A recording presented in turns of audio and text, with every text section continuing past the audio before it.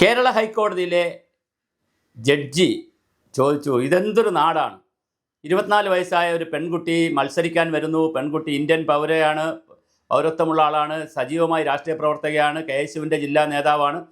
അവർ സജീവമായി അവരുടെ കുടുംബ വീടുള്ള മണ്ഡലത്തിൽ പ്രദേശത്ത് അവർ മത്സരിക്കാൻ വരുന്നു. ഇതിനെ എന്തിനാണ് ചോദ്യം ചെയ്തത് എന്ന് ചോദിച്ചുകൊണ്ട് വളരെ കൃത്യമായ ചില നിരീക്ഷണങ്ങൾ കോടതി നടത്തി. അപ്പോൾ അങ്ങനെ തിരുവനന്തപുരം ജില്ലയിലെ മുട്ടടയിലെ വൈഷ്ണ സുരേഷിനെതിരെയാണ് ഇങ്ങനെ ഒരു കേസ് പോയതും. അത് എതിർ പാർട്ടിയിൽപ്പെട്ട ഒരു പാർട്ടി അംഗമാണ് ഇത് കൊടുത്തത്. ആ കേസിലാണ് എതിർ പാർട്ടി കൊടുത്ത ആളാണെങ്കിൽ വൈഷ്ണയ്ക്കെതിരെ അല്ല, സുരേഷ് മാത്രമല്ല വേറൊരു 5-6 പേരുടെ വോട്ട് കൂടി കാണിച്ചിരിക്കുന്നു. അപ്പോഴാണ് ഇപ്പുറത്ത് കോൺഗ്രസിൻ്റെ ഭാഗത്തുള്ള വൈഷ്ണ സുരേഷിൻ്റെ ടീം പറയുന്നു, ഒരു വീട്ടിൽ വൈഷ്ണ സുരേഷിൻ്റെ വീട്ടിൻ്റെ അടുത്തുള്ള വേറൊരു വീട്ടിൽ 22 പേരെ ഒരു വീട്ടിൽ ചേർത്തിരിക്കുന്നു. അങ്ങനെ ഇലക്ഷൻ്റെ വോട്ടേഴ്സ് ലിസ്റ്റിൽ വ്യാപകമായ തിരിമറി ഉണ്ടായിരിക്കുകയാണ്. പല TC നമ്പറുകളും കറക്റ്റ് അല്ല. ഞാനീ പറയുന്ന മുട്ടടയിലെ നമ്മുടെ ഇലക്ഷൻ്റെ ലിസ്റ്റ് എടുത്ത് നോക്കിക്കഴിഞ്ഞാൽ പല ലിസ്റ്റുകളും കറക്റ്റ് അല്ല. പല പേരുകളും മാറി തിരിഞ്ഞൊക്കെയാണ് കിടക്കുന്നത്. ഇപ്പോൾ TC നമ്പറൊക്കെ പലതാണ് കിടക്കുന്നത്. അത് ഒരുപക്ഷെ ഏതെങ്കിലും ഉദ്യോഗസ്ഥന് വന്നൊരു പിഴകാകാം, അല്ലെങ്കിൽ കമ്പ്യൂട്ടറിൽ ചെയ്തപ്പോൾ ഒരു പിഴകാകാം. പിഴവ് എന്തായാലും സംഭവിച്ചു പോയി എന്നുള്ളത് ശരിയാണ്. പക്ഷെ പ്രശ്നം അതല്ല. കുടുംബ വീട് വിറ്റിട്ട് കുടുംബ വീടിൻ്റെ കുറച്ച് ഭാഗം ഉണ്ടെന്ന് പറയുന്ന വൈഷ്ണ സുരേഷ് കുറച്ച് ഭാഗം നിലനിർത്തിക്കൊണ്ട് തന്നെ വാടകയ്ക്ക് സൗകര്യത്തിന് വേണ്ടി തൊട്ടടുത്ത വാർഡായ അപ്പോൾ തൊട്ടടുത്തല്ല, ഒരു 2-3 വാർഡുകൾ അപ്പുറമുള്ള അമ്പലമുക്ക് എന്ന് പറയുന്ന സ്ഥലത്ത് വാടക വീട്ടിൽ താമസിക്കുന്നു ഈ സൗകര്യാർത്ഥം. അങ്ങനെ താമസിക്കുമ്പോഴും കുടുംബ വീടുമായി ചേർന്ന് കുറച്ച് ഭാഗമേ വിറ്റിട്ടുള്ളതെന്നും ബാക്കി ഭാഗത്തിലാണ് ആധാറും പാൻ കാർഡും പിന്നെ ഡ്രൈവിംഗ് ലൈസൻസും ഇതെല്ലാം എല്ലാ സാധനവും ഉള്ളത് പേരിലാണെന്നും ആ പേരിൽ വോട്ട് ചെയ്തിട്ടുണ്ട്. കഴിഞ്ഞ പ്രാവശ്യം ആ വീടിൻ്റെ വച്ച് തന്നെ ഇപ്പോൾ ഈ വിവാദമായിരിക്കുന്ന വീടിൻ്റെ അഡ്രസ്സ് വച്ച് തന്നെ കൊടുത്തിട്ടുണ്ടെന്നും പറയുന്നു. എന്തായാലും വളരെ വലിയ വിവാദമായിട്ടുണ്ട്. ഇതുപോലൊരു വിവാദമാണ് കോഴിക്കോട് VM ബിനു, കോൺഗ്രസിൻ്റെ മേയർ സ്ഥാനാർത്ഥിയായി നിർത്തിയിരിക്കുന്ന സംവിധായകൻ VM ബിനുവും പറയുന്നു, ഞാൻ കഴിഞ്ഞ 20 വോട്ട് ചെയ്തു, 22 വോട്ട് ചെയ്തു. 20 22 ഒക്കെ വോട്ട് ചെയ്ത ഒരാളിന് തീർച്ചയായിട്ടും 25 ആകുമ്പോൾ അദ്ദേഹത്തിന് വോട്ടില്ല. ഇതൊരു വലിയ മറിമായമാണ്, വളരെ വലിയൊരു പ്രശ്നമാണിത്. വോട്ടേഴ്സ് ലിസ്റ്റിൻ്റെ പരിഷ്കരിക്കലും പുതുക്കലും അതിൽ പേര് ചേർക്കലും പേരൊഴിവാക്കലുമൊക്കെ വളരെ ഗുരുതരമായ ഒരു ജനാധിപത്യ പ്രതിസന്ധിയാണ്. തീർച്ചയായിട്ടും ഇതിന് മാറ്റം വരേണ്ട കാലം കഴിഞ്ഞു. ഈ വീടാന്തരം കയറി ഇറങ്ങി ഇങ്ങനെ ചെയ്യുന്ന കാലമൊക്കെ പോവേണ്ട സമയം കഴിഞ്ഞു. ഇലക്ഷൻ കമ്മീഷൻ പുതിയ സോഫ്റ്റ്വെയറുകൾ ഡെവലപ്പ് ചെയ്യണം. തീർച്ചയായിട്ടും ഇപ്പോൾ നമുക്ക് ആധാർ എടുക്കാൻ ഒരു ബുദ്ധിമുട്ടുമില്ല, പാൻ കാർഡ് എടുക്കാൻ ബുദ്ധിമുട്ടില്ല, അതുപോലെ തന്നെ മറ്റ് ബാങ്ക് അക്കൗണ്ട് തുടങ്ങാൻ ബുദ്ധിമുട്ടില്ല. അതുപോലെ ഇന്ത്യ ഗവൺമെൻറ് പാർലമെൻറ്റിൽ ഒരു നിയമം പാസ്സാക്കണം. നിയമം പാസ്സാക്കേണ്ടത് 18 വയസ്സ് കഴിഞ്ഞാൽ വിദ്യാർത്ഥികൾക്ക് പഠിക്കണമെങ്കിൽ വോട്ടേഴ്സ് ലിസ്റ്റിൽ പേര് ചേർത്തിരിക്കണം. അങ്ങനെ ഒരു കാർഡ് ഉണ്ടെങ്കിലേ ഒരു നിർബന്ധമാണ്. അതുപോലെ പെൻഷൻ കിട്ടണമെങ്കിൽ വോട്ടേഴ്സ് ലിസ്റ്റിൽ പേര് ചേർത്തിരിക്കണം. ശമ്പളം കിട്ടണമെങ്കിൽ ഇങ്ങനെ ഇൻകം ടാക്സ് റിട്ടേൺ എടുക്കണമെങ്കിൽ വോട്ടേഴ്സ് ലിസ്റ്റിൽ പേരുണ്ടായിരിക്കണം. അങ്ങനെ വോട്ടേഴ്സ് ലിസ്റ്റിനെ ഒരു മാൻഡേറ്റ് ആക്കിയാൽ ആളുകൾ വളരെ കൃത്യമായി, ഇതിപ്പോൾ ഒരു ഓപ്ഷണലാണ്, വേണമെങ്കിൽ ചേർത്താൽ മതി. ഇപ്പോൾ വീട്ടിൽ വരുമ്പം ചിലപ്പോൾ പിള്ളേർ പറയും എനിക്കിപ്പോൾ വോട്ട് ചെയ്യണ്ടെന്ന് പറഞ്ഞാൽ പിള്ളേർ ചേർക്കാതെ അകത്ത് കയറി പുതപ്പിൻ്റെ അടിയിൽ കയറി കിടന്ന ആ വീട്ടുകാരൻ ചിലപ്പോൾ അല്ലെങ്കിൽ എഴുതാതെ പോകും. അല്ലെങ്കിൽ വരുന്ന ആളിനോട് പറയണം എനിക്ക് 18 ആയില്ല, 19 ആയില്ല, 18 ആയില്ല, 17 ആയോളെന്ന് പറഞ്ഞാൽ അയാൾ കളഞ്ഞിട്ട് പോകും. ഇതങ്ങനല്ല. അങ്ങനെ എത്രയോ വീടുകളിൽ എത്രയോ കുട്ടികൾക്ക് വോട്ടിന് താല്പര്യമില്ലാത്തവരും ആദ്യമായി ഇലക്ഷൻ പോകാൻ താല്പര്യമില്ലാത്ത എത്രയോ പേരാണ് വോട്ട് ചെയ്യാതിരിക്കുകയും വോട്ടേഴ്സ് ലിസ്റ്റിൽ പേര് വരാതിരിക്കുന്നത്. ഇത് വളരെ കർശനമായ നിയമം ഇന്ത്യൻ പാർലമെൻറ്റിൽ വരേണ്ട സമയം കഴിഞ്ഞു. അല്ലെങ്കിൽ ഇലക്ഷൻ കമ്മീഷൻ അതിൻ്റെ നിയമം എനിക്കറിയില്ല, അവർ തീർച്ചയായിട്ടും അത് കൊണ്ടുവരേണ്ട ഒരു സമയം കഴിഞ്ഞു. എന്താ കൊണ്ടുവരേണ്ടത്? നമുക്ക് മറ്റ് കാർഡുകൾ പോലെ ഒരു ഇലക്ഷൻ ID കാർഡും കൊടുക്കേണ്ടതാണ്. ആ ഇലക്ഷൻ ID കാർഡ് എന്ന് പറയുന്നത് എവിടെയെങ്കിലും അവർ താമസം മാറിപ്പോവുകയാണെങ്കിൽ പുതിയ പേരിലേക്ക് ഇലക്ഷൻ ID കാർഡ് അപ്ഡേറ്റ് ചെയ്യേണ്ടതാണ്. വർഷത്തിലൊരു പ്രാവശ്യമോ അല്ലെങ്കിൽ ഓരോ ഇലക്ഷന് തൊട്ട് മുമ്പോ അത് അപ്ഡേറ്റ് ചെയ്യപ്പെടേണ്ടതാണ്. അപ്ഡേറ്റ് ചെയ്യുമ്പോൾ അവർക്ക് സ്വാഭാവികമായിട്ട് പുതിയ സ്ഥലത്തേക്ക് ചേർക്കാനുള്ള സംവിധാനമൊക്കെ ഉണ്ടാക്കാൻ പറ്റുമല്ലോ. അങ്ങനെയൊക്കെ ചെയ്യുന്ന, അല്ലാതെ ഈ BLOമാരെ വിട്ട് വീടാന്തരം കയറി ഇറങ്ങി അതിനകത്ത് പിയൂണുണ്ട്, അംഗനവാടിയുണ്ട്, ആശാ വർക്കറുണ്ട്, അതിൽ കഴിവുള്ളവരുണ്ട്, കഴിവില്ലാത്തവരുണ്ട്, താല്പര്യമുള്ളവരുണ്ട്, താല്പര്യമില്ലാത്തവരുണ്ട്, അവരെയൊക്കെ ഭീഷണിപ്പെടുത്തി ഒരു BLO മരിച്ചു, അനീഷ് മരിച്ചു, വേറെ രാജസ്ഥാനിൽ മരിച്ചു, വലിയൊരു ഇതിനകത്ത് പരാതി, ഒരു മനുഷ്യർക്ക് മനസ്സിലാവാത്ത ഫോറം 2002 ബേസാക്കി എടുക്കുന്നു. ഇങ്ങനെ വളരെ അശാസ്ത്രീയമാണ് ഇലക്ഷൻ കമ്മീഷൻ്റെ പരിഷ്കാരങ്ങളൊക്കെ തന്നെ. മനുഷ്യന് ഭ്രാന്തെടുക്കുന്ന ബുദ്ധിമുട്ടുന്ന ഒരു പരിഷ്കാരമാണ്. ലോകത്തെ എല്ലാ കാര്യങ്ങൾക്കും നമുക്ക് ചെയ്യാൻ പറ്റും.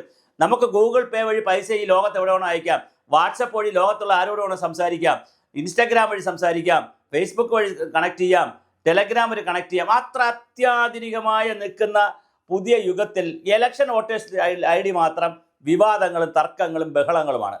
അത് എന്തുകൊണ്ട് നമുക്ക് പരിഷ്കരിക്കാൻ കഴിയില്ല? ഒരു TN ശേഷൻ്റെ ആവശ്യമുണ്ടോ? ഈ രാജ്യത്തെന്നുള്ളൊരു ചോദ്യമുണ്ട്. ശേഷനാണ് നമുക്ക് വീണ്ടും ശേഷനെ വിളിക്കേണ്ടി വരും. അത് നമ്മൾ ആലോചിക്കേണ്ട ഒരു വിഷയം, എന്തുകൊണ്ട് ഇത്രയും കോംപ്ലിക്കേറ്റഡ് ആവുന്നു? ഇപ്പോൾ തന്നെ ബീഹാറിലെ തെരഞ്ഞെടുപ്പിൽ 65 ലക്ഷം പേർ വോട്ട് കളഞ്ഞു എന്ന് പറയുന്നു, പിന്നെ അത് 25 ലക്ഷമായി ചുരുങ്ങി എന്ന് പറയുന്നത് വലിയ വിവാദമാണ്. അപ്പോൾ പിന്നെ ബംഗാളിൽ വലിയ വിവാദമാണ്. എല്ലായിടത്തും വോട്ടേഴ്സ് ലിസ്റ്റ് ഒരു വലിയ പ്രതിസന്ധിയാണ്. എന്തുകൊണ്ട് ഇന്ത്യൻ പൗരൻ്റെ മറ്റ് കാർഡുകൾ മാൻഡേറ്ററി ആക്കും പോലെ ഇതൊരു മാൻഡേറ്ററി കാർഡാക്കി മാറ്റി അത് വളരെ കൃത്യമായുള്ള വളരെ പ്രൊഫഷണൽ ആയിട്ടുള്ള കാർഡാക്കി മാറ്റിയിട്ട് ആ കാർഡും കൂടി ഉണ്ടായിരിക്കണം. മറ്റ് ഡോക്യുമെൻറ്റുകളുടെ കൂടെ ഈ കാർഡും കൂടി കമ്പൾസറി ആക്കിയാൽ തീർച്ചയായിട്ടും ആളുകൾ ഇലക്ഷനിൽ വോട്ട് കൃത്യമായി വോട്ടെടുക്കും. ഞാൻ പറഞ്ഞല്ലോ 18 വയസ്സ് കഴിഞ്ഞാൽ വോട്ടേഴ്സ് ലിസ്റ്റും കൂടെ എടുത്താലേ ആ ID കാർഡ് കൂടെ ഉണ്ടെങ്കിലേ മറ്റു കാര്യം ജോലിക്കായാലും പഠിത്തത്തിനായാലും ഹയർ കാര്യങ്ങൾക്കായാലും ഇൻകത്തിനായാലും ഇൻകം ടാക്സ് റിട്ടേണിലായാലും അതുപോലെ തന്നെ പിന്നെ മറ്റ് ആനുകൂല്യ പെൻഷൻ കിട്ടാനും സാമൂഹിക എല്ലാറ്റിനും ആധാർ പോലെ എന്തുകൊണ്ട് വോട്ടേഴ്സ് ID കൂടി ഒരു കമ്പൾഷൻ കൊണ്ടുവന്നുകൂടാ? അത് ഓപ്ഷണലാക്കി നിർത്തുമ്പോഴാണ് ആളുകൾ ചേരുന്നു. ചേർക്കുന്നില്ല, പിന്നെ പാർട്ടിക്കാർ പോയി ചേർക്കുന്നു, പാർട്ടിക്കാർ വെട്ടുന്നു. എല്ലാ പാർട്ടിക്കാരും ചെയ്യുന്നതാണ്. അവരവരുടെ സ്വാധീനമുള്ള സ്ഥലത്ത് പല പാർട്ടികളും ചെയ്യുന്നുണ്ട്. പിന്നെ തന്നെ ഇപ്പം തന്നെ അവിടെ തന്നെ BLO മരിച്ചുപോയ അനീഷ് BLOയുടെ കൂടെ പാർട്ടി പ്രവർത്തകർ പോയിരുന്നു എന്നും അവർ ഭീഷണിപ്പെടുത്തിയെന്ന് പറഞ്ഞ് വലിയ വിവാദമാണ് നമ്മുടെ നാട്ടിൽ നടക്കുന്നത്. ഇതൊന്നുമില്ലാതെ തന്നെ മര്യാദയ്ക്ക് നമുക്ക് ചെയ്യാൻ പറ്റുന്നൊരു കാര്യമാണ്. അങ്ങനെ ചെയ്യുമ്പോൾ ഞാൻ ഈ പറഞ്ഞ പോലെ അപ്ഡേറ്റ് ചെയ്തുള്ള ലിസ്റ്റ് പബ്ലിഷ് ചെയ്യുക. ആ ലിസ്റ്റ് വേണമെങ്കിൽ ആളുകൾക്ക് ഡൗൺലോഡ് ചെയ്തെടുക്കാം, സാധാരണക്കാർക്ക് വരെ ഡൗൺലോഡ് ചെയ്തെടുക്കാം, പിന്നെ പാർട്ടികൾക്ക് ഡൗൺലോഡ് ചെയ്തെടുക്കാം. പിന്നെ അതിനകത്ത് എന്തെങ്കിലും ആരെങ്കിലും കയറിയിട്ടില്ലെങ്കിൽ അവർ മാത്രം പോയി, താല്പര്യമുള്ളവർ മാത്രം പോയി. ഇതിപ്പോൾ എന്തൊരു പ്രോസസ്സാണ്. ഹിയറിങ്ങിന് പോകണം, ഹിയറിങ്ങിന് അവിടെ ചെല്ലുമ്പോൾ അവിടെ ഇരിക്കുന്ന ഉദ്യോഗസ്ഥൻ്റെ സ്വഭാവം അനുസരിച്ച് അത് മാറും. ഇന്നലെ തന്നെ വൈഷ്ണയുടെ കേസിൽ കേൾക്കുന്നത് രാവിലെ പോയപ്പോൾ ഉദ്യോഗസ്ഥർ പറഞ്ഞു കുഴപ്പമൊന്നുമില്ല, വോട്ട് ഉണ്ടാവുമെന്ന് പറഞ്ഞു. വൈകുന്നേരം ആയപ്പോൾ അത് മാറുന്നു. ഇതിൻ്റെ ഇടയ്ക്കൊക്കെ ഒരുപാട് പൊളിറ്റിക്സും ഒക്കെ കയറി വരും. ഇവിടെയാണ് തിരുവനന്തപുരം ജില്ലാ സെക്രട്ടറി B. ജോയിയും കടമ്പള്ളി സുരേന്ദ്രൻ കൂടെ പത്രസമ്മേളനം നടത്തി, അല്ലെങ്കിൽ പത്രക്കാർക്ക് ബെയ്റ്റ് കൊടുത്തതിൽ പറയുന്നു ഞങ്ങൾക്കതിൽ പങ്കില്ല, CPM-ന് അതിലൊരു പങ്കുമില്ല, അവരുടെ വോട്ട് ഒഴിവാക്കിയതിലെന്ന് പറയുന്നു. എന്തായാലും അത് വലിയ വിവാദമായിട്ടുണ്ട്. വൈഷ്ണ സുരേഷിനെ സംബന്ധിച്ചിടത്തോളം 24 വയസ്സേ ഉള്ളൂ. അവരവരുടെ ജോലി രാജിവെച്ചിട്ടാണ് ഇതിനകത്തേക്ക് വന്നത്. അപ്പോൾ അവർക്കതിൽ വലിയൊരു മാനസിക വിഷമം ഉണ്ടാക്കി, പ്രശ്നമുണ്ടാക്കി, ഹൈക്കോടതി വരെ പോയി. അവർ ഫിഗറായി. സംഭവിച്ചത് എന്താണ്? അവർ വലിയ ഫിഗറായി. ഇപ്പോൾ കോടതി തന്നെ കളക്ടറോട് പറഞ്ഞിരിക്കുന്നത് നാളേക്കകം, ഇന്നിപ്പോൾ ഹിയറിംഗ് നടക്കുകയാണ്, നാളേക്കകം തീരുമാനം തന്നില്ലെങ്കിൽ കോടതി സുവോ മോട്ടോ കോടതിയുടെ തീരുമാനം വിടും. പക്ഷേ വോട്ട് കൊടുക്കണം, അല്ലെങ്കിൽ വോട്ടേഴ്സ് ലിസ്റ്റിൽ പേര് ചേർത്ത് കൊടുക്കണം എന്നുള്ളൊരു ഐറ്റത്തിലാണ് കോടതി ഇപ്പം നിൽക്കുന്നത്. അത് തുറക്കുന്ന മറ്റൊരു പ്രശ്നമുണ്ട്. സ്ഥാനാർത്ഥിയായിരിക്കുന്ന ആളിന് വോട്ടേഴ്സ് ലിസ്റ്റിൽ പുതിയതായിട്ട് എവിടെയെങ്കിലും ചേർത്ത് കൊടുത്താൽ, പഴയ സ്ഥലത്ത് തന്നെയാണെങ്കിൽ ചിലപ്പോൾ പരിഹരിക്കും. പക്ഷെ പുതിയതായിട്ട് അമ്പലമുക്ക് എന്ന് പറയുന്ന സ്ഥലത്ത്, താമസിക്കുന്ന സ്ഥലത്താണ് വോട്ട് കൊടുക്കുകയാണെങ്കിൽ ഇങ്ങനെ VM ബിനു അടക്കം ഒഴിവാക്കപ്പെട്ട എല്ലാവർക്കും വോട്ട് കൊടുക്കുമോ? അങ്ങനെയാണെങ്കിൽ അതിൽ ഇലക്ഷൻ കമ്മീഷൻ തയ്യാറാവുമോ?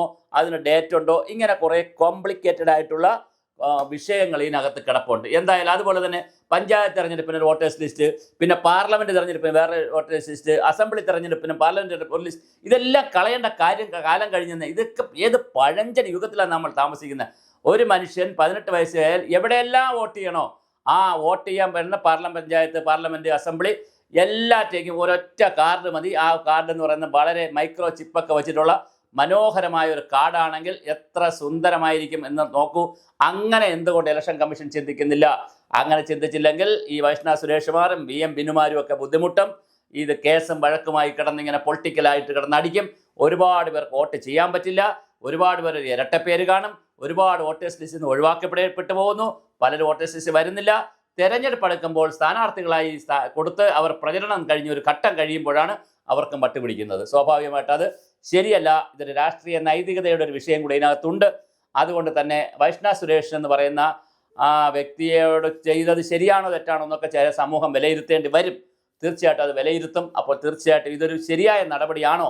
നമ്മൾ ഓരോ കാര്യങ്ങൾ ചെയ്യുമ്പോൾ അതിൻ്റെ ശരി തെറ്റുകൾ തീരുമാനിക്കണം.